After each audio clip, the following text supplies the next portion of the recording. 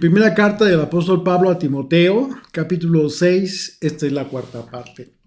Este estudio lo titulamos Echemos mano de la vida eterna. Y bueno, quiero que me acompañen, por favor. Vamos a leer desde el versículo 1. Vamos a leer desde el versículo 1 simplemente para hacer contexto y poder concluir este capítulo. Haciendo un recuerdo de todo lo que hemos estado analizando. Recordemos que ya son 3 estudios previos que hemos tenido, en donde hemos estado hablando de esto, de este capítulo, de estas enseñanzas de Pablo, en donde él comienza a hablar acerca de los que están bajo yugo, dice, él utiliza la palabra esclavitud como una referencia a la ley de Moisés, hablando de los que eran siervos. Hoy en día tenemos que tener en nuestra mente la idea que Pablo está expresando, porque él está hablando de de una enseñanza que deriva de principios antiguos, desde la Torá, desde Moisés. Y efectivamente, cuando dice todos los que están bajo el yugo de esclavitud tengan a sus amos por dignos de todo honor, para que no sea blasfemado el nombre de Dios y la doctrina.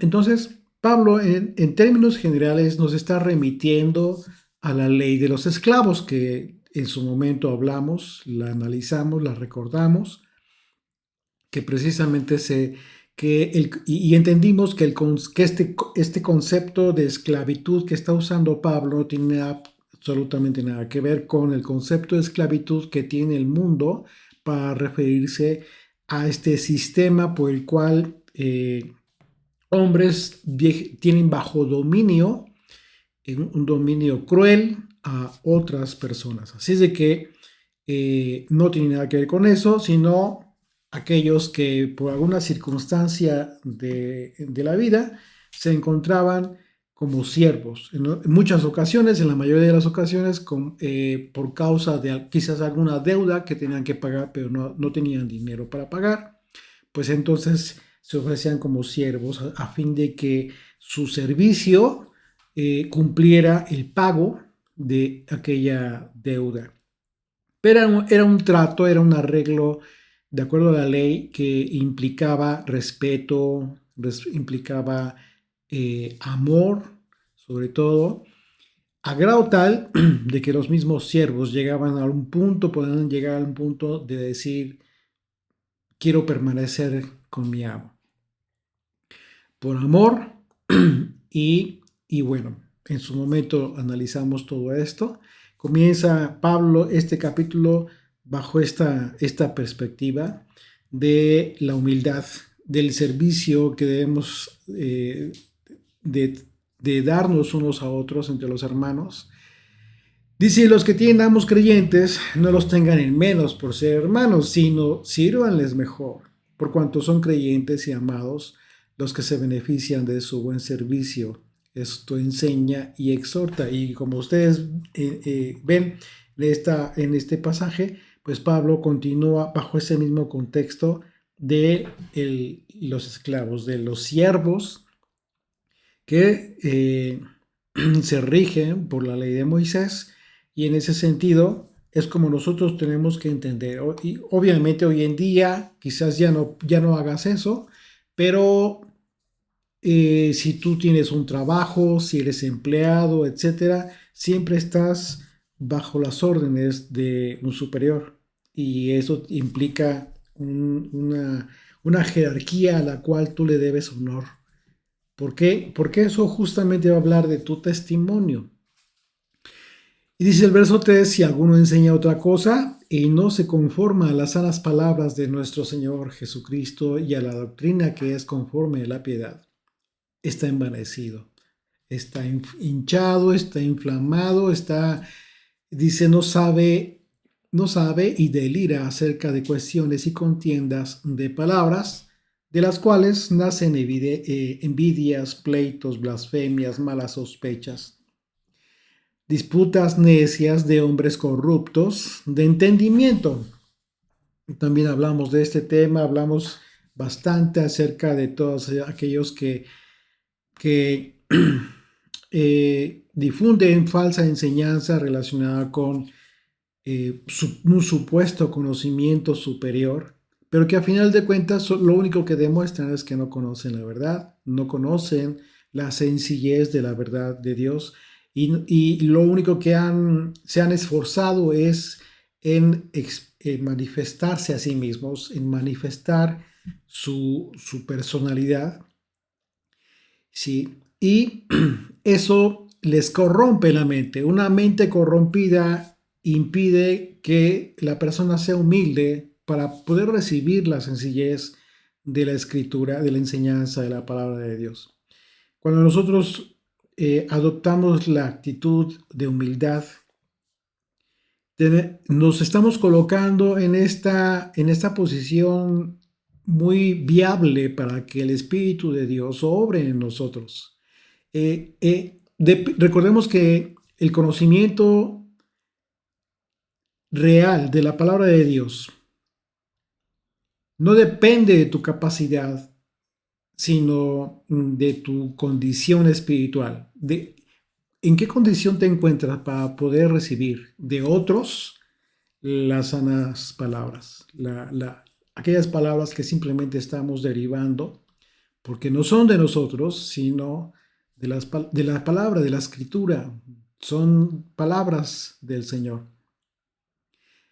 Cuando no hacemos eso, todo deriva en disputas, ¿sí? En pleitos, vanidad. Verso 6 dice, pero gran ganancia es la piedad acompañada de contentamiento.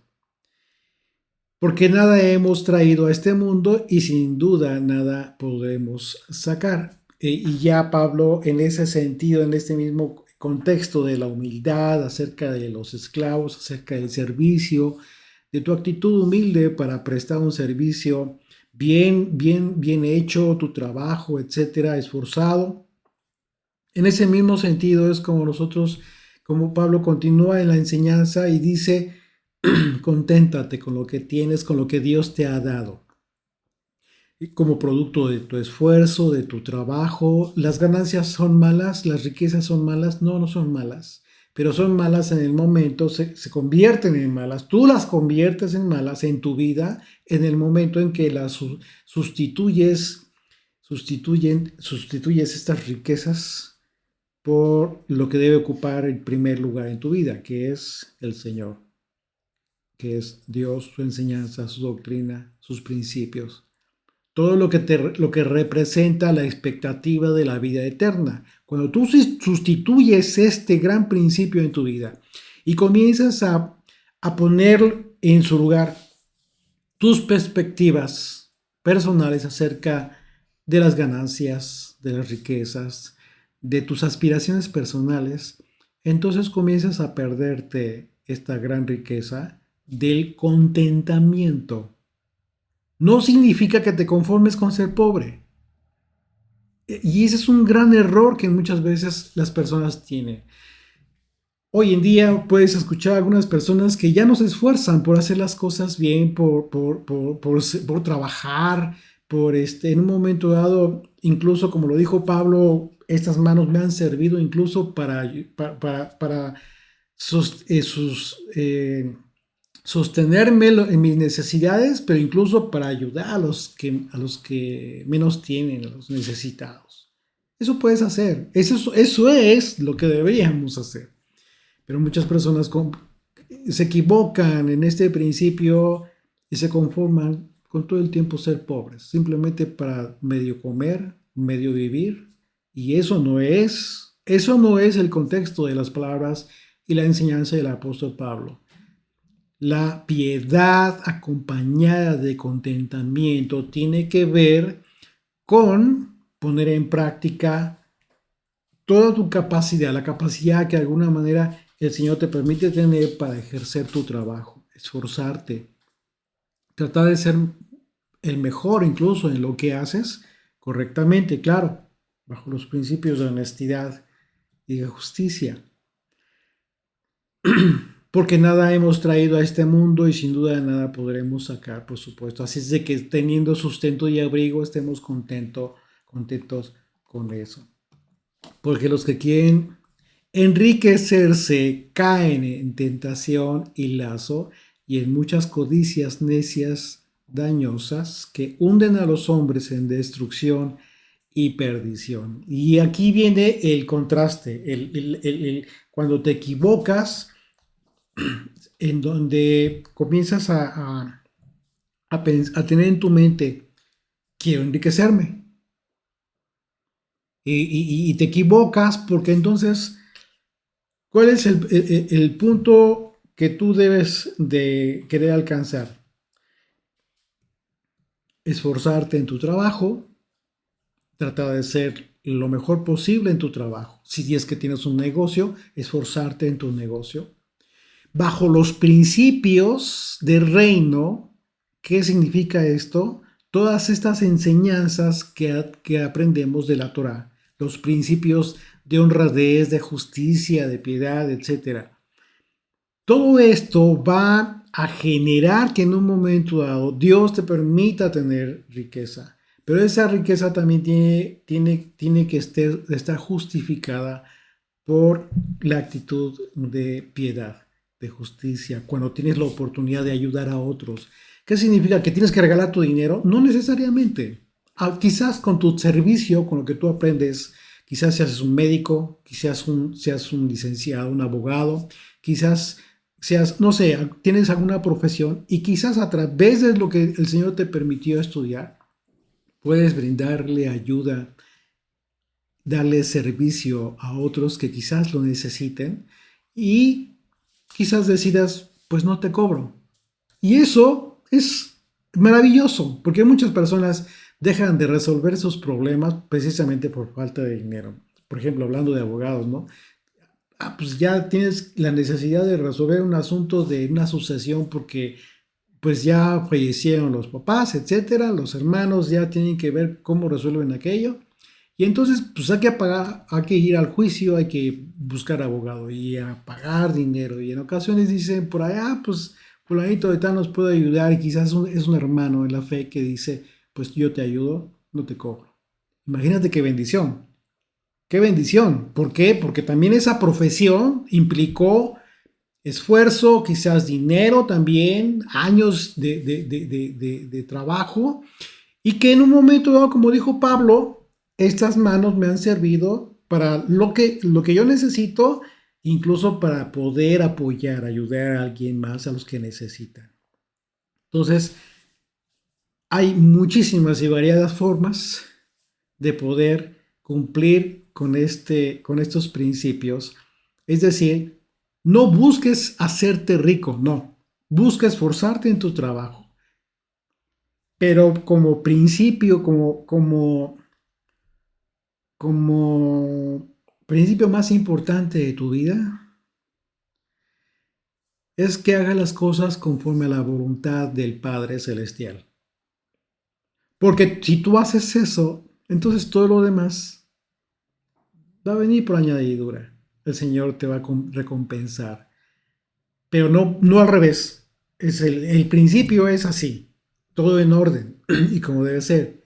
Primero, la honra al Señor, que tu vida dé testimonio a Él de que realmente le amas, de que eres fiel, de que eres una persona que está haciendo las cosas, que se esfuerza en obedecerles, en obedecer su palabra y en aplicar a tu vida todos estos principios y en consecuencia el Señor te va a bendecir, pero no buscándolo al revés.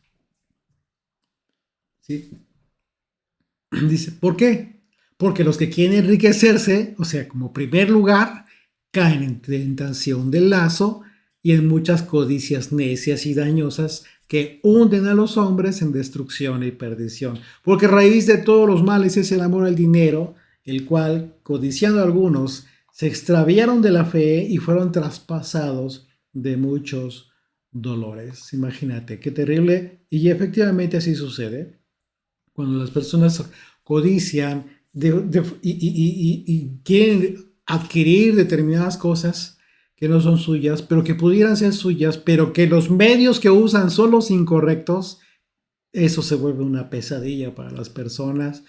Y por eso dice Pablo, dice, porque raíz de todos los males es el amor al dinero, el cual codiciando algunos se extraviaron de la fe. Claro, en el momento que comienzas a hacer cosas que no son las correctas, abandonas tu fe y dice, y fueron traspasados de muchos dolores. Dice el verso 11, mas tú, oh hombre de Dios, huye de estas cosas y sigue la justicia, la piedad, la fe, el amor, la paciencia y la mansedumbre. Y entonces dice el verso 12,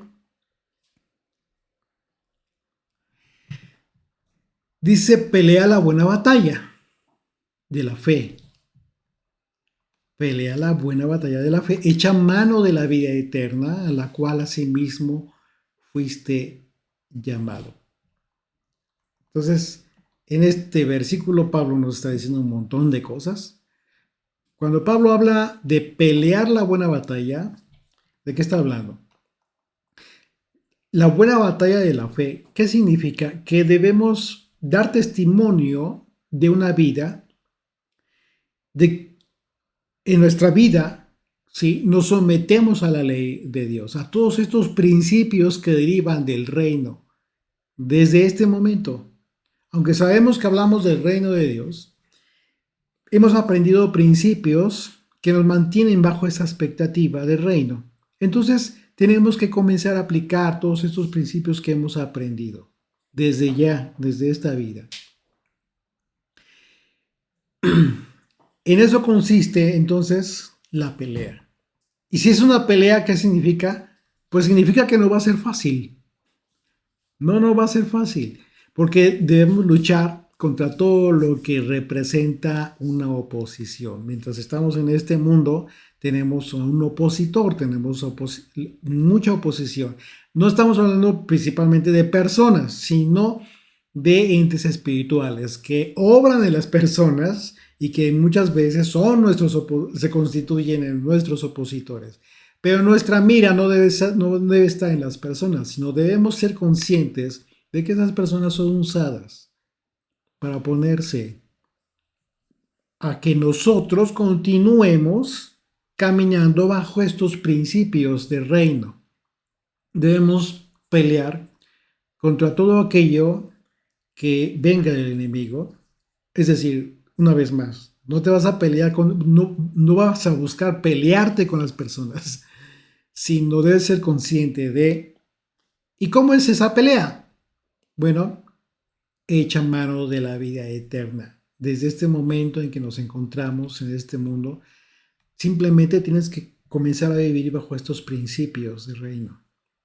La Torá es fundamental para poder aplicar esto que nos está diciendo Pablo. Si tú no estudias la palabra, la Torá, la ley de Dios, la ley de Moisés, vas a carecer de la herramienta fundamental, indispensable, para poder saber qué es lo que tienes que hacer en tu vida, para poder pelear esta buena batalla. Una pelea implica herramientas para poder pelear, ¿sí? Lo que diría un soldado, armas de guerra para poder pelear. Tú eres un soldado espiritual y necesitas armas espirituales para poder pelear. Y esas armas espirituales son precisamente acciones que tú debes poner en práctica para poder pelear la buena batalla de la fe. Y esas herramientas están en la Torá. De tal manera que cuando tú comienzas a enfrentar determinadas circunstancias de tu vida, pero no consultas la palabra de Dios, sino simplemente lo que se te ocurre, o lo primero que se te ocurre, o lo que te dijeron por ahí, pues debes de ser consciente que esa batalla de fe que quieres iniciar, o enfrentar más bien, pues vas con una herramienta deficiente. Pelea la buena batalla de la fe, echa mano de la vida eterna. Esa es la condición. Dice, a la cual asimismo fuiste llamado, habiendo hecho la buena profesión delante de muchos testigos. ¿Por qué está diciendo esto Pablo? Está hablando de los de la congregación, del compromiso que tiene Timoteo ante de la congregación. Pues no, no es así. Pero entonces, ¿por qué está hablando de testigos?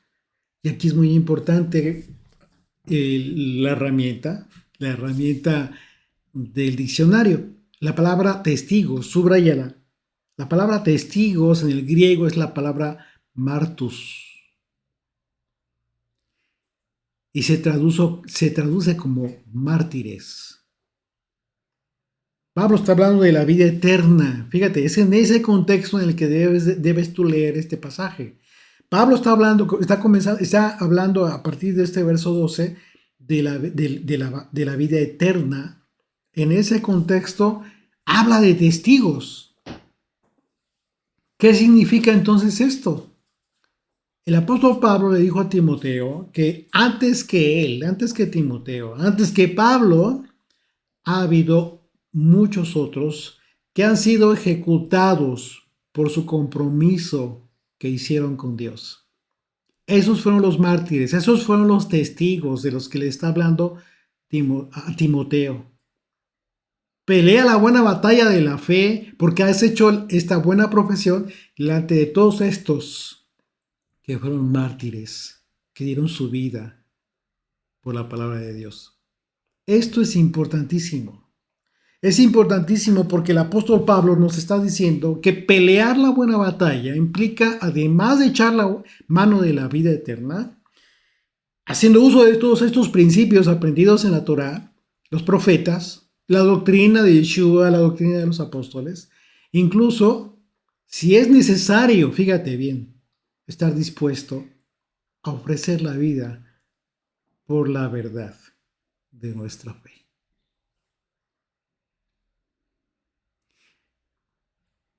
Por eso Pablo habla de pelea.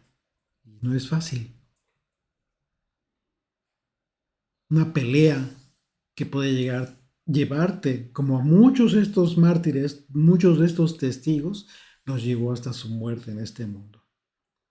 Pero que echaron mano de la vida eterna. Verso 13. Te mando delante de Dios que da vida. Fíjate, subraya, esto es muy, muy importante. En este pasaje se identifica a Dios como alguien que está dando vida. Y la expresión como tal implica una acción presente en este momento. ¿Por qué? Bueno, la razón de esta expresión de Pablo tiene que ver con el hecho de que cuando echamos mano de la vida eterna y tenemos el testimonio de ello en nuestras vidas, en nuestras acciones delante de Dios, entonces Dios responde. ¿Cómo responde Dios? Dios responde haciendo vida en nosotros. ¿Cómo si estoy vivo? ¿Seguro? Pues muchos están vivos caminando, pero están muertos. Está dando vida a través de estas acciones. La respuesta de Dios por causa de tus acciones, a través de las cuales estás echando mano de la vida eterna, porque estas acciones tienen que ver con estos principios de vida eterna, Dios responde dándote vida espiritual.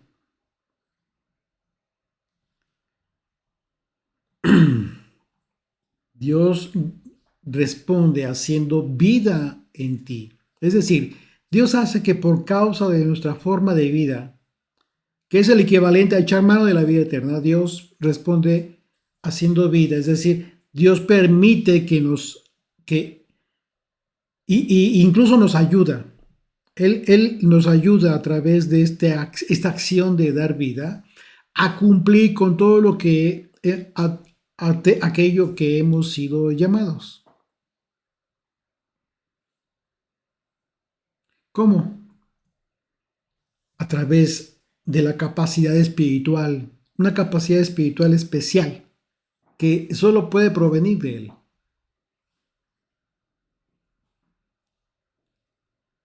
¿Esa capacidad espiritual la tiene todo el mundo? No, pues no. Por esa razón muchos no te entienden. Por esa razón muchos no entienden tu forma de vida, las decisiones que tomas. Y esto en consecuencia te va a ir llevando a tomar las decisiones correctas en tu vida. Entonces, cuando Dios hace vida, nos da discernimiento. Te mando, verso 13, te mando delante de Dios que da vida a todas las cosas y de Jesucristo. Entonces, Dios es el creador de todas las cosas y es quien da vida al mundo, en el mundo en que vivimos, y por supuesto que hará lo mismo en el reino que vendrá. Y Pablo hace una referencia a Yeshua, el Mesías. ¿Por qué? Pues porque Jesucristo es Dios sobre todas las cosas. Que dio testimonio, está hablando de Yeshua, que dio testimonio de la buena profesión delante de Poncio Pilato. Fíjate bien. Dio buen testimonio delante de Poncio Pilato. ¿Qué fue lo que hizo? ¿De qué está hablando Pablo? De la vida eterna, de echar mano de la vida eterna. ¿Qué crees que hizo? ¿Qué fue lo que hizo Yeshua? Justo cuando estuvo frente a Poncio Pilato. Yeshua dio testimonio de la vida eterna delante de Poncio Pilato. Yeshua no suplicó por su vida. No se puso a llorar, a suplicar. Él estuvo dispuesto a entregar su vida como aquellos testigos, como aquellos mártires, ¿sí? Y ese es el testimonio al que se refiere Pablo, porque entre otras cosas que Yeshua le dijo a Poncio Pilato fue que su reino no era de este mundo. Es decir, Yeshua en ese momento echó mano de la vida eterna. Y ese es el ejemplo más claro que podemos tener acerca de lo que debemos hacer nosotros. Juan capítulo 18, vamos a recordar esto para entender un poquito mejor este contexto. Juan 18 a partir del verso 33. Entonces Pilato volvió a entrar en el pretorio y llamó a Yeshua y le dijo, ¿eres tú el rey de los judíos? Yeshua le respondió, ¿dices tú eso por ti mismo o te lo han dicho otros de mí? Pilato le respondió, ¿soy yo acaso judío? Tu nación y los principales sacerdotes te han entregado a mí. ¿Qué has hecho? Respondió Yeshua. Mi reino no es de este mundo. Fíjate bien lo que está sucediendo. Pablo dice, pelea la buena batalla de la fe. Y también dice, echa mano de la vida eterna. ¿En qué momento es que tú debes de echar mano de la vida eterna? En el momento en que debes pelear la buena batalla de la fe, es justo dar testimonio de tu fe delante de aquellos a los que Dios ha permitido poner frente a ti, incluso tener la autoridad sobre tu vida física en este mundo.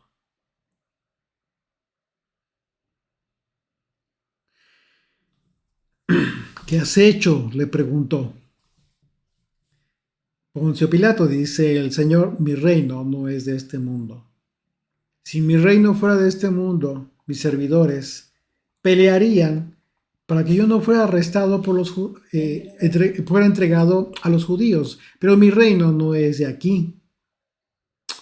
Le dijo entonces Pilato, ¿luego eres tú rey? Respondió Yeshua, tú dices que yo soy rey. Yo para esto he nacido y para esto he venido al mundo, para dar testimonio de la verdad. Todo aquel que es de la verdad oye mi voz. ¿Qué le está diciendo? Todo aquel que es de mi fe sabe de qué estoy hablando. Es lo que le está diciendo cuando dice, todo aquel que es de la verdad oye mi voz. Le está diciendo, todo aquel que es de mi reino entiende de qué reino estoy hablando. Le dijo Pilato, ¿qué es la verdad? O sea, no entendió nada. No entendió nada. Pero eso tiene una lógica. El Mesías no se doblegó ante Poncio Pilato. Y en este testimonio que dejó Yeshua, vemos que Poncio Pilato no tuvo la capacidad de entenderlo. No pudo entender de qué hablaba. En realidad, nunca supo de qué hablaba Yeshua y le habló de la del reino. ¿Cuál es la razón de esto? Bueno, es muy simple. Esto es muy simple en el contexto de lo que venimos hablando. Mientras que Yeshua hablaba del reino eterno, que no es de este mundo, porque se lo dijo, Poncio Pilato no entendió las cosas que tenían que ver con el reino eterno. Poncio Pilato solo entendía las cosas que tenían que ver con el reino de este mundo. Dos reinos, dos mentalidades opuestas entre sí.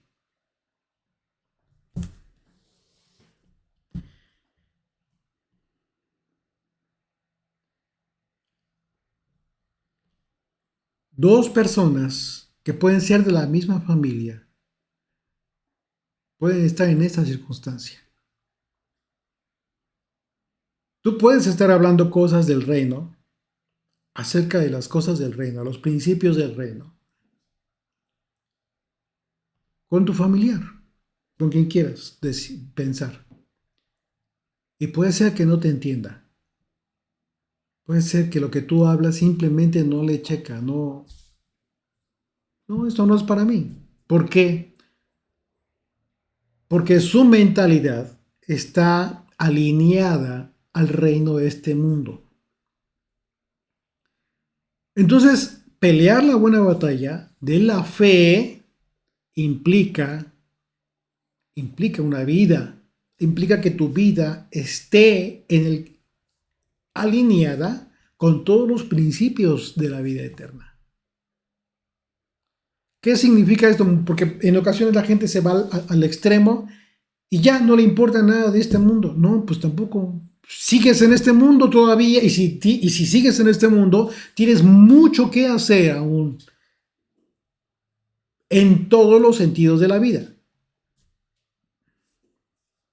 Porque de repente muchas veces se confunden las personas y comienzan a caer en irresponsabilidades frente a sus obligaciones en este mundo. Y eso no es de Dios.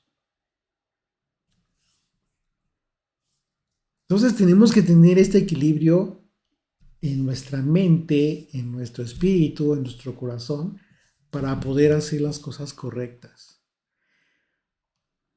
Cuando en la medida en que tú estás comprometido con las cosas de este mundo, eso va a generar una falta de comprensión del reino eterno. Tú no tienes esa capacidad como para dividirte en dos y estar al 100% en dos. Eso no existe. Eso es imposible para cualquier persona.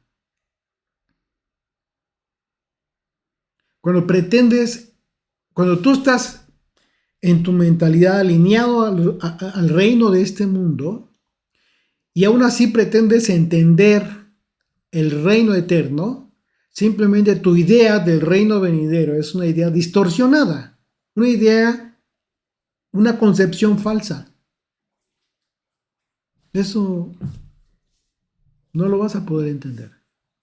Tienes que ceder, Tienes que cambiar tu expectativa de este mundo como alguien que no tiene a Dios en su vida. No puede ser. De otra manera no puede ser. Si tu vida se encuentra comprometida con las cosas del reino, entonces Dios permite que tengas en tu mente la claridad y el discernimiento de lo que implica el reino de Dios. Es algo que nos identifica a los creyentes porque contamos con la misma bendición de discernimiento a través del Espíritu de Dios. Entonces, esto que está diciendo Pablo a Timoteo es una joya impresionante para todos nosotros. Es una riqueza impresionante porque nos está recordando que debemos ser conscientes de qué reino somos.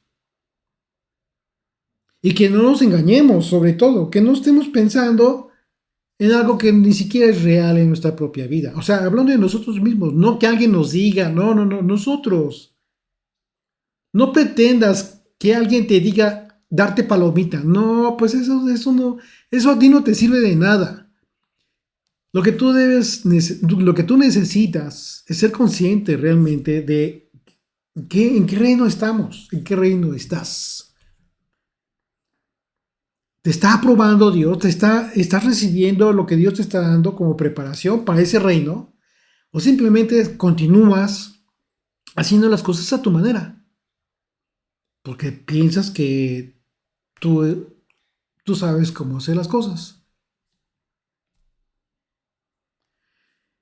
Que guardes el mandamiento sin mancha ni reprensión, sin mácula, mácula es sin mancha.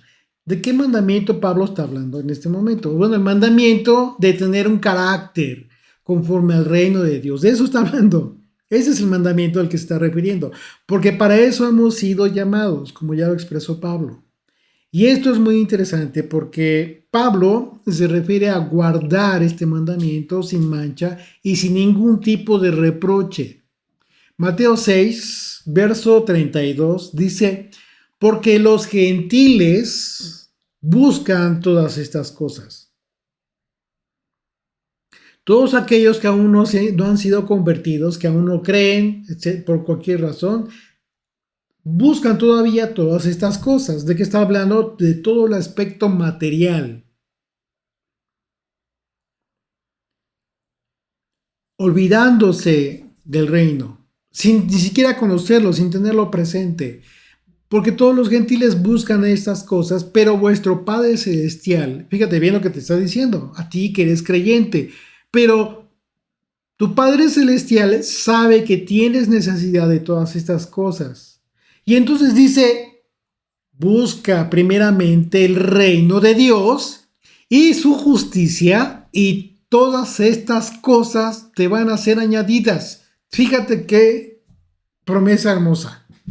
Pero para esto tienes que tener presente el reino de Dios en tu vida como primer lugar.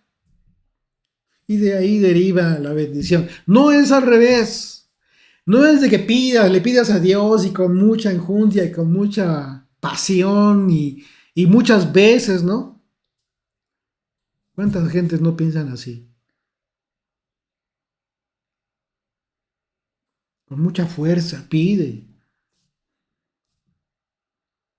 ¿Qué le vas a aplicar la llave al Señor para que te dé? Eso no funciona con el Padre. Él sabe lo que hay en el corazón de cada uno de nosotros. Él sabe cuando nos equivocamos, sabe cuando nos arrepentimos por habernos equivocado. Él sabe cuando ni siquiera nos arrepentimos y seguimos insistiendo en nuestras propias faltas. Y a veces siendo inconscientes de que pretendemos con eso engañar a Dios. Pues no funciona de esa manera. Tu mentalidad debe estar alineada a un reino, no a dos, no a un cuarto y 45, no. Tiene que estar alineada a un reino porque de ahí derivan todas estas cosas. ¿Y por qué está hablando de esto, Pablo? Fíjate bien, una vez más, voy a leer este pasaje. Mateo 6, verso 32. Fíjate bien lo que dice. Está hablando de los gentiles como para comparar y decir a estas personas que no tienen conciencia, que no tienen en su vida el reino de Dios, piensan todas estas cosas, buscan las riquezas de este mundo, buscan eso. Tú, que eres creyente y que tu Padre es el Padre Celestial, sabe que tienes necesidad de tener tu casa, que tienes la necesidad de tener un medio de transporte, que tienes la necesidad, en fin, todas estas cosas el Padre lo sabe.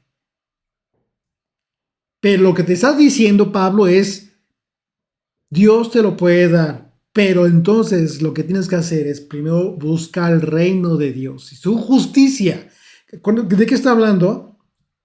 Busca el reino de Dios a través de la ley de Moisés, porque fue para eso, para enseñarte a ser mejor persona, ¿sí? A hacer justicia, la justicia de Él que te está dejando plasmada en la Torá.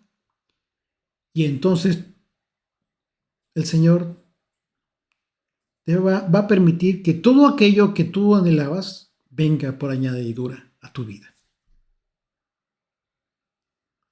Y a veces somos testigos de que este principio tan hermoso, una promesa tan maravillosa, tan hermosa del Señor, en verdad se cumple de forma abundante. Y a veces llegamos a pensar que no lo merecemos. Cuando tú entiendes cómo obra Dios, ¿cómo no te enamoras? ¿Cómo no enamorarte del Señor? Sobre todo cuando tu vida misma es un testimonio de esto. Entonces el reino de Dios es un reino de justicia y la enseñanza de Yeshua consiste precisamente en buscar vivir bajo los principios de ese reino. Y si lo hacemos así, pues entonces Dios nos va a dar lo que necesitamos para comprender mucho mejor ese reino, sobre todo, que es la mayor riqueza que viene por añadidura, es el que tú puedas comprender mejor ese reino y poder vivir con ese contentamiento y bajo esa expectativa de vida, la cual es una expectativa de reino. Entonces, todas las cosas serán añadidas a nuestras vidas como consecuencia, pero no al revés, no al revés. Dice el verso 14 que guardes el mandamiento sin mancha ni reprensión hasta la aparición de nuestro Señor Yeshua. Fíjate bien cómo vincula todo esto hasta aquel momento en que el Señor vendrá por nosotros. Nuestra esperanza bendita. En este momento Pablo está conectando este mandamiento que debemos guardar, es decir, el mandamiento de vivir conforme a los principios del reino con la manifestación del Mesías Yeshua, lo cual es una clara referencia a nuestra esperanza bendita. El tiempo en que el Mesías nos reúna y nos lleve de este mundo antes del derramamiento de la ira del Señor. De manera que para que esto ocurra, sabemos que en el momento en que seamos llevados con Yeshua, vamos a ser transformados. Fíjate bien cómo va a ser la dinámica. En ese momento tú y yo vamos a ser transformados, en el momento que venga el Señor. Y esto es muy importante porque hasta este preciso momento de nuestra transformación, durante todo el tiempo de nuestra vida en la tierra, las personas no saben. Hoy en día, las personas no saben realmente quién eres. Es decir, sí te conocen, sí, pero no conocen nuestra personalidad. Una personalidad que nos identifica con un reino eterno. Y es por ello que Pablo se refirió a este tiempo, en otro pasaje, Pablo se refirió a este tiempo de nuestra vida en la tierra como un tiempo en el que nuestras vidas están escondidas en el Mesías. Y si están escondidas, los demás no pueden identificarte en ese sentido. Fíjate bien, Colosenses capítulo 3, a partir del verso 1, dice: sí, pues habéis resucitado con el Mesías, buscad las cosas de arriba, donde está el Mesías sentado a la diestra de Dios. Poned la mira en las cosas de arriba, no en las de la tierra, porque habéis muerto y vuestra vida está escondida en el Mesías de Dios. Fíjate bien lo que está diciendo. Cuando dice en la traducción Cristo en Dios, el enfoque de Pablo es, ¿qué es el Mesías? Es un ungido, es un salvador, es el redentor. Pero fíjate bien el sentido en que nos lo está diciendo Pablo. Una vez más, si podéis haber resucitado con el Mesías, buscad las cosas de arriba, donde está el Mesías sentado a la diestra de Dios. Poned la mira, es decir, ten tu expectativa en las cosas de arriba, no en las de la tierra. Porque habéis muerto, es decir, significa que dejaste de ser un incrédulo, significa que abrazaste la fe, significa que hiciste un pacto con Dios, con el Dios de vida, con el Dios vivo.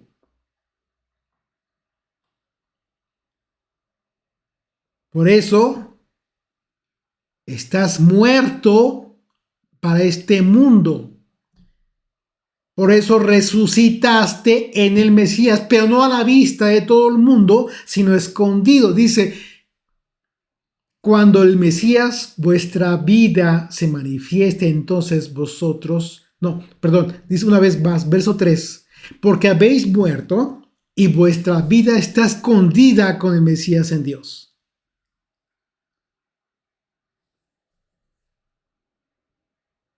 La gente no conoce, te puede ver, te puede juzgar de una o de otra manera, pero realmente la gente no sabe la condición que tienes.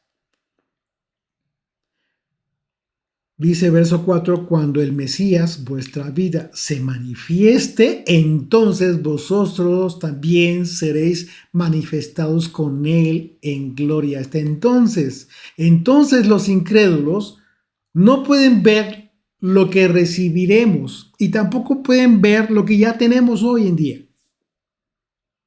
Lo único que pueden ver es nuestra conducta, una conducta que se ajusta a los principios con los que ellos no están de acuerdo, no entienden, de modo que cuando el Mesías se manifieste, ellos van a ver lo que en realidad siempre fuimos y lo que seremos. Pero mientras, tu vida y mi vida está escondida en el Mesías. Qué hermoso, ¿no? Qué hermoso. Y entonces verso 15 dice, la cual a su tiempo mostrará el bienaventurado y solo soberano Rey de Reyes y Señor de Señores.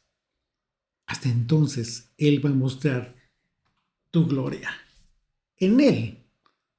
Pablo en este pasaje hace una referencia a aquel que es Rey de Reyes, aquel que funge como rey sobre los reyes y que es Señor, con una implicación de autoridad soberana sobre aquellos que fungen como señores. Yeshua está sobre todos ellos. Sin importar el poder que ostenten en este mundo, Yeshua es el verdadero Señor de señores. Dice el verso 16, el único que tiene inmortalidad. El único que tiene inmortalidad. No hay nada que conecte a Yeshua con la muerte, que lo mantenga conectado de ninguna manera. Y en ese aspecto, en este caso el apóstol Pablo, se refiere a Yeshua como el Mesías glorificado. Y con esto Pablo confirma primeramente que el Mesías es eterno. siempre ha existido, pero por otro lado sabemos que su condición de deidad no fue algo a lo que él se hubiese aferrado, sino que siendo Dios se humilló, se hizo hombre y a pesar de que nunca pecó, entonces la muerte jamás le retuvo. Los pecados de la humanidad fueron puestos sobre Yeshua de la misma manera en que en el tiempo del sistema sacrificial. Como un aspecto en aquel entonces simbólico, los pecados de la persona que ofrecía el sacrificio eran como depositados simbólicamente en aquel animalito inocente. En el caso de Yeshua, no fue algo simbólico, fue algo real, tan real como la oportunidad que tú y yo hemos tenido para recibir el perdón de nuestros pecados por causa de ese sacrificio. Recordemos que en términos reales, no fue la cruz lo que mató a Yeshua, porque a pesar de haber muerto en la cruz, lo que lo mató no fue una causa física, sino que la causa fue el pecado del mundo. Eso fue lo que le mató. La relación bíblica que existe entre pecado y muerte es representada por el hecho de que Yeshua murió porque nuestros pecados fueron puestos sobre él. Entonces, en este sentido, la resurrección de Yeshua pues es perfectamente entendible porque la condición de inmortal trascendió a la vida física de este mundo por causa de la esencia misma de Yeshua. La eternidad. La eternidad es esencia, siempre fue la esencia misma de él. Dice que habita en luz inaccesible. Entonces la condición actual de Yeshua, ¿sí? Él habita en una luz a la que no podemos nosotros acercarnos. ¿Por qué? Porque aún somos carne. Entonces, dice, a quien ninguno de los hombres ha visto ni puede ver. ¿Qué significa esto? No significa que el estado natural del viejo hombre, en esa situación, en este estado, no podemos contemplar a Dios, sino solamente el hombre renovado, redimido, es quien puede verlo. Y Yeshua, hablando de sus discípulos, hablándole a sus discípulos, él expuso que esto es posible, esto fue posible. ¿Cómo fue posible? Juan capítulo 14, verso 8 en adelante, dice, fíjense lo que sucedió.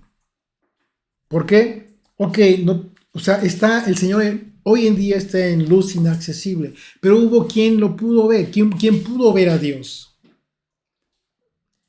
Y fíjense la enseñanza del Señor. Juan 14, verso 8, Felipe le dijo, Señor, muéstranos al Padre, y nos basta. Yeshua le dijo, ¿tanto tiempo hace que estoy con vosotros y no me has conocido, Felipe? El que me ha visto a mí ha visto al Padre. ¿Cómo pues dices tú, muéstranos al Padre? ¿No crees que yo soy en el Padre y el Padre en mí? Las palabras que yo os hablo, no las hablo por mi propia cuenta, sino que el Padre que mora en mí, Él hace las obras. Creedme que yo soy en el Padre y el Padre en mí. De otra manera, creedme por mis obras. Impresionante, ¿no? Impresionante, ¿por qué? Porque si bien es cierto que ninguno de los hombres ha visto al Señor en esa luz inaccesible, hubo quienes sí le vieron y estuvieron con Él. Verso 16 continúa ahí, dice, al cual sea la honra, el imperio sempiterno. Amén. La adoración de Yeshua, que es a quien le debemos honra, necesariamente implica la conciencia del conocimiento de la investidura de la majestad. del Mesías.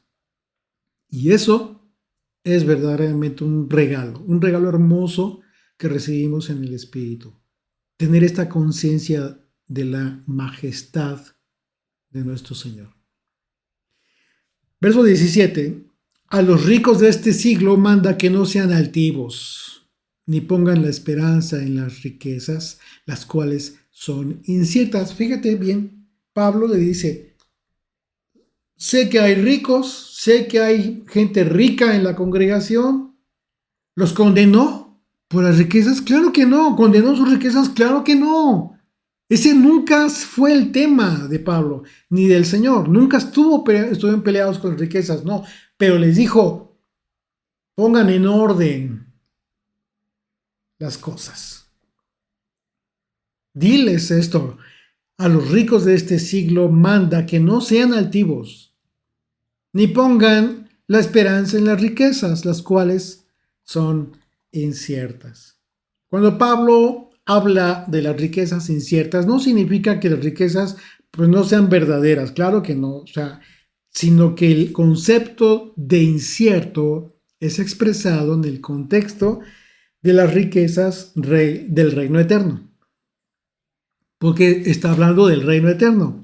Una vez más, Pablo nos expone las diferencias entre las riquezas de este mundo y la perspectiva de riquezas, pero en el reino, las cuales tienen certidumbre para la vida eterna. Y dice, sino en el Dios vivo. Que pongan su esperanza en el Dios vivo, que nos da todas las cosas en abundancia para que las disfrutemos. Fíjate bien, está hablando de las riquezas, sí, pero siempre y cuando todo está bien, siempre y cuando tu perspectiva, tu punto número uno sea en el Dios vivo, que es quien da las riquezas, que reconozcas que todo lo que tienes es porque Dios ha permitido que lo tengas, porque es una bendición y eso tiene un propósito, Eso tiene un propósito. A Dios le agrada que sus hijos tengan plenitud de gozo. Y en ese sentido Dios en su bondad provee y como dice Pablo, nos bendice de forma abundante. Sin embargo, esa bendición que recibimos de Dios nos tiene que llevar a hacer buenas obras. Porque ese es el propósito, al bendecirnos abundantemente. Dice el verso 18, que hagan bien, que sean ricos en buenas obras, dadivosos, generosos. Fíjate bien a quién les está hablando Pablo, a los ricos. Le está diciendo, ¿está mal? Regalen la riqueza, desháganse las riquezas. Claro que no. ¿Los está condenando por ser ricos? Claro que no. Al contrario, les dice que sean de bendición, que sean dadivosos, que sean generosos, que tengan buenas obras, que hagan el bien.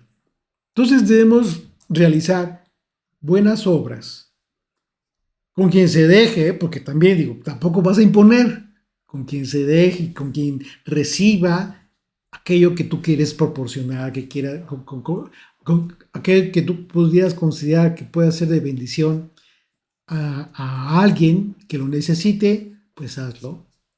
¿Sí?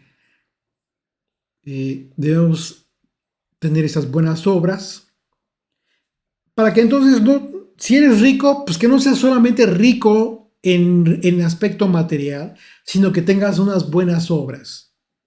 ¿Sí? Una vez más, no debemos desviarnos de la instrucción acerca de lo que verdaderamente son las buenas obras, porque éstas se rigen por las obras de justicia, es decir, por la Torá. Una vez más, tú eres rico, vamos a poner un ejemplo, tú eres rico y resulta que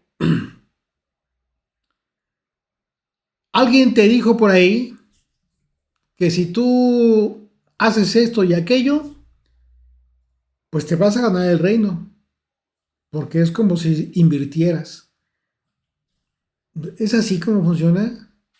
Pues no, claro que no, porque eso no tiene nada que ver con la justicia, no con la justicia de Dios. Y para conocerla, para que tú apliques la justicia de Dios, tienes que aplicar la Torah. Pregúntate entonces si aquello que te están diciendo está en la Torah. ¿Dónde está? Que te lo enseñen. Ah, sí, ok, quiero irme a la segura. Pastor, enséñame, por favor, dónde está, dónde dice esta en la escritura. No lo van a encontrar.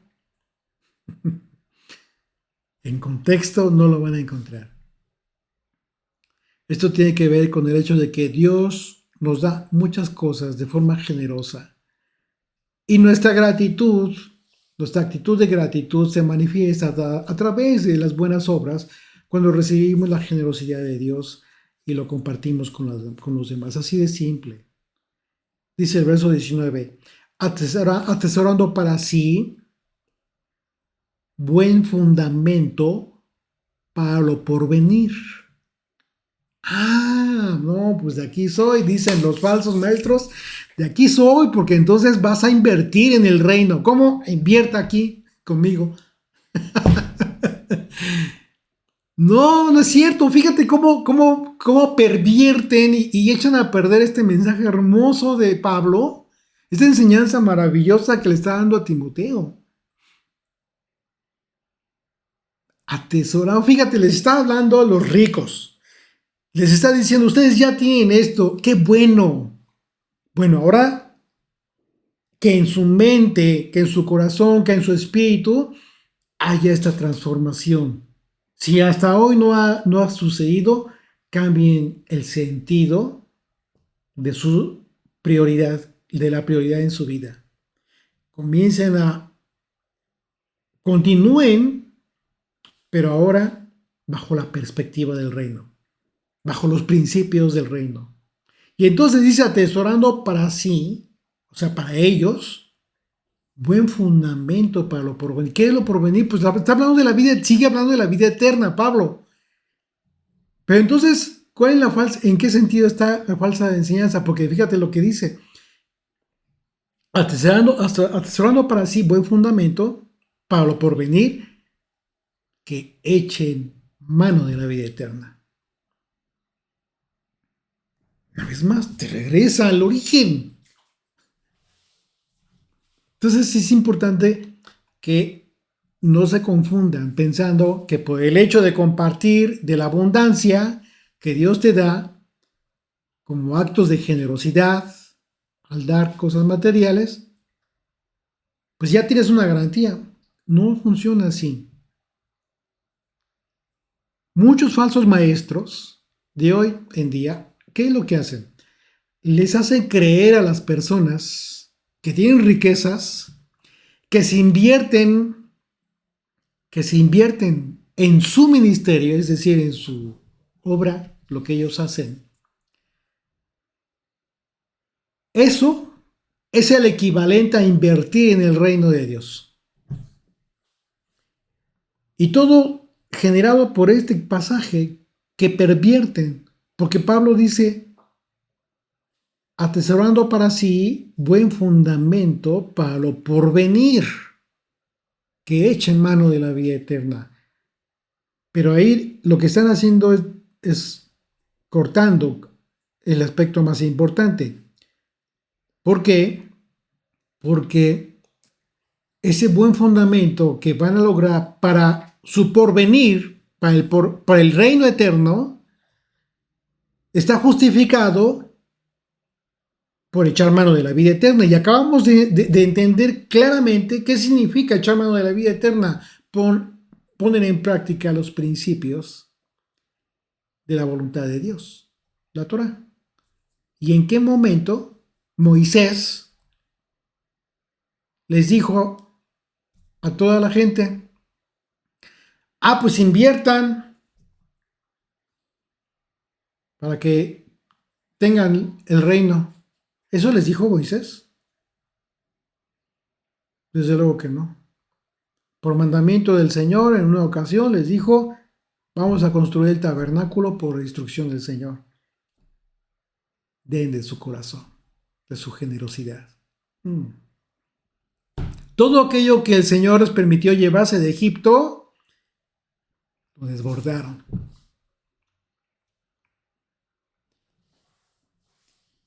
de gratitud. Y crearon el tabernáculo con elementos de oro, de piedras preciosas. Imagínate. Y aún así, Moisés nunca les dijo que en base a eso iban a tener la vida eterna, ¿no? Echa mano de la vida eterna para pelear la buena batalla de la fe. Y si quieres cumplir con ese principio, apréndete la Torah, aprende la buena ley, aprende la buena voluntad de Dios. De esa manera vas a tener la riqueza más importante, ese contentamiento con lo que el Señor te da. Entonces, atesorando para sí buen fundamento para lo porvenir, que echen mano de la vida eterna. Entonces, cuídate de la falsa enseñanza, cuídate de no caer en la trampa de quien se está aprovechando de que tú que tienes riquezas y que tienes en el corazón, un corazón sincero de poder hacer lo que a Dios le agrada, pero no te dejes engañar, sino ora al Señor, que el Señor te ayude, que encamine tus pasos para que por ti mismo entiendas en qué consiste realmente esta promesa hermosa cuando dice atesorando para sí buen fundamento para lo porvenir, por causa de las buenas obras de corazón, pero no porque en un momento dado eso te garantice el reino. Eso no funciona de esa manera. Por ningún tipo de obras, sino por fe podremos recibir el reino de Dios. Lo que Pablo nos dice es que las buenas obras generan recompensas espirituales. Esas recompensas espirituales, ¿en qué consisten? Pues en que el Señor te haga entender, te dé discernimiento, cambie tu corazón y comiences entonces a hacer lo correcto, a tener esta transformación en tu mente. Y entonces, las riquezas que el Señor te ha permitido tener, las vas a ocupar de buena manera. No son para que tú sigas haciéndote rico toda la vida. No funciona así. No debe ser así. Ya te permitió tener el Señor esto. Bueno, comienza a hacer las buenas obras. Hay mucho por hacer. Hay mucho por hacer. Verso 20. Oh Timoteo, guarda lo que se te ha encomendado, evitando las profanas pláticas sobre cosas vanas y los argumentos de la falsamente llamada ciencia. Aquí Pablo le está diciendo a Timoteo que se guarde de estas falsas enseñanzas. Todos estos principios que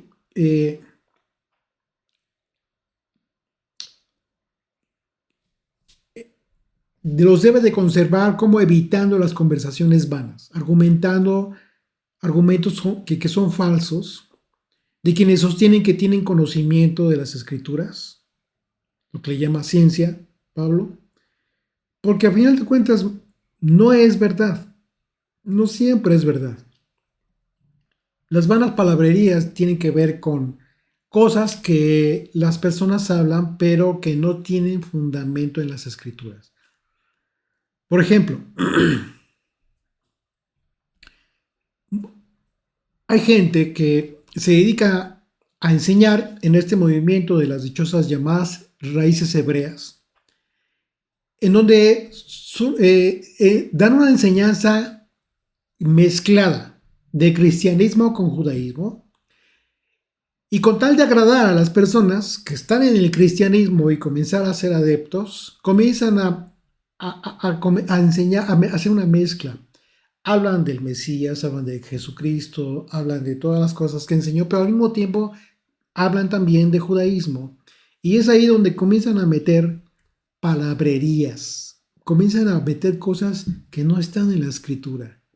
Y bueno, si tú ya tienes tiempo acompañándome en este ministerio, pues tú ya sabes que hemos hablado de infinidad de cosas, de ejemplos, hablando del Shabbat, tantas y cuantas cosas no han enseñado acerca, y que ni siquiera son judíos, porque no lo son, aunque se digan, no lo son prosélitos, que a final de cuentas enseñan, tienen una enseñanza mezclada y que comienzan a enseñar cosas que no vienen de la escritura. Pablo, fíjate bien lo que dijo. Le dio un consejo muy contundente a Timoteo. Le dijo: Timoteo, guarda lo que se te ha encomendado. Es una orden que le está dando Pablo, diciendo: evita las profanas pláticas sobre cosas vanas y los argumentos de la falsamente llamada ciencia, o sea, de lo falsamente llamado conocimiento de la palabra. Hablando de falsos maestros, de todos aquellos argumentos, porque se van a cansar en una y en otra charla diciéndote argumentos. Han llegado al absurdo incluso de decir que Pablo practicaba, después de haber sido llamado por Jesucristo, después del evento de Hechos capítulo 9, que él continuaba con la misma fe, practicando las mismas cosas del judaísmo que se supone que había dejado. ¿Cómo crees? Pablo mismo critica todo eso. Pablo mismo se puso como ignorante a final de cuentas y volviendo a empezar de ceros a partir de la revelación del Mesías.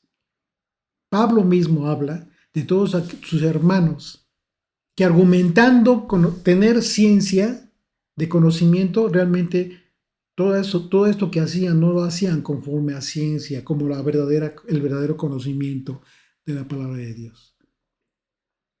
Todo esto es palabrería. Las vanas palabrerías tienen que ver con todas estas cosas que las personas hablan, pero que no tienen un fundamento en las escrituras, así de sencillo.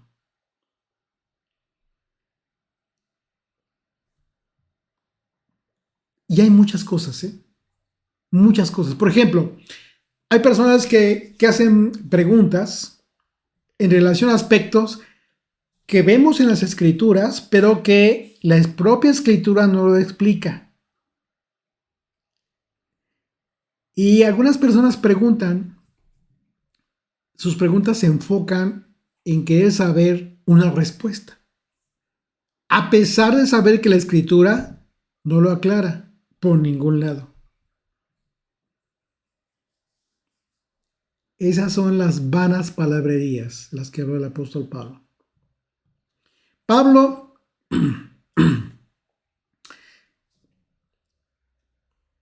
dijo que nos alejáramos de todo eso, como se lo aconsejó a Timoteo. Uno de los principios más importantes que debemos mantener como estudiantes es que todo aquello que las escrituras no lo mencione, en términos claros, nosotros no debemos mencionarlo, porque al final vamos a estar agregando a la palabra de verdad. Y eso es lo que Pablo describe como falsos argumentos de la llamada ciencia. Hay que tener mucho cuidado de llegar a hacer eso. Un ejemplo muy conocido por todos, seguramente lo sabes, lo has escuchado, acerca de la identidad de los dos testigos, de los que habla el libro de la revelación de Jesucristo, el Apocalipsis. Sin embargo, las escrituras no revelan la identidad tal cual de estos dos testigos. Y comienzan a hacer muchas hipótesis. Pues que los dos olivos, y que esto, y que lo, que Moisés, que... ¿De verdad? ¿Vas a comenzar a basar tu fe en hipótesis? Bueno, déjame decirte que Pablo le llamó a eso vanas palabrerías, y falsos argumentos de la ciencia, de la verdadera ciencia, de la falsamente llamada ciencia.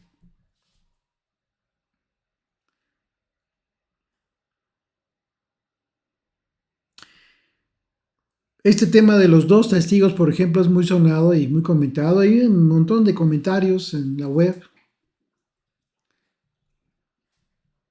Sin embargo, las escrituras no revelan la identidad de tal o cual de estos dos testigos. Y en verdad, eso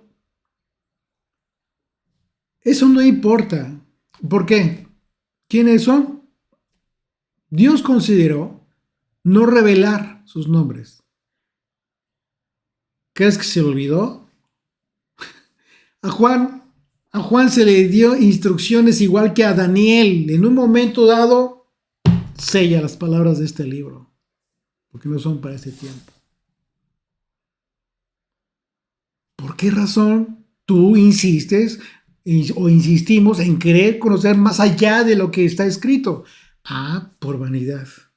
Porque buscamos andar en palabrerías, andamos buscando en un conocimiento superior que a final de cuentas demuestra que no sabemos nada. ¿Quieres llegar a eso? ¿A exponerte de esa manera? No tiene sentido.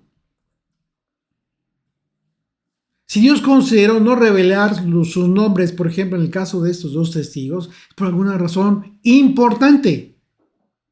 Es importante la razón por la cual no reveló el Señor sus nombres. Entonces tenemos que tener mucho respeto para eso.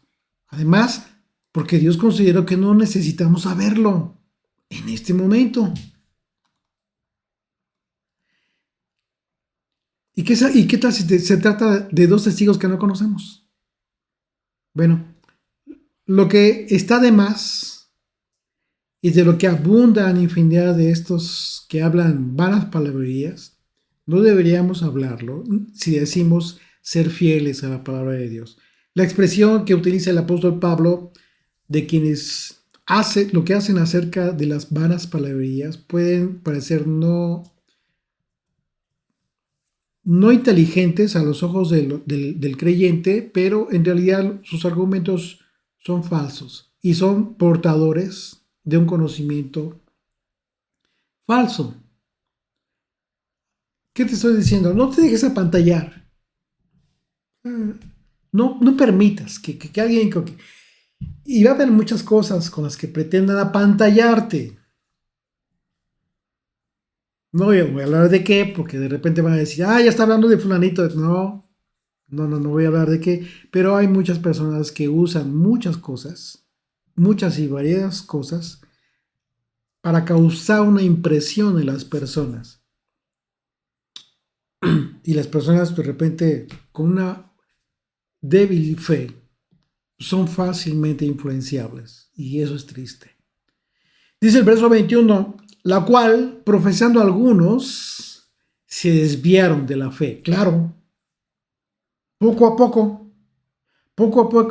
argumento tras argumento, palabrería tras palabrería, ¿qué termina haciendo? Desviándote de la verdad. Ya de repente ya estás diciendo que ya viene el Señor. Es más, ya comenzó a llevarse a unos, ¿eh?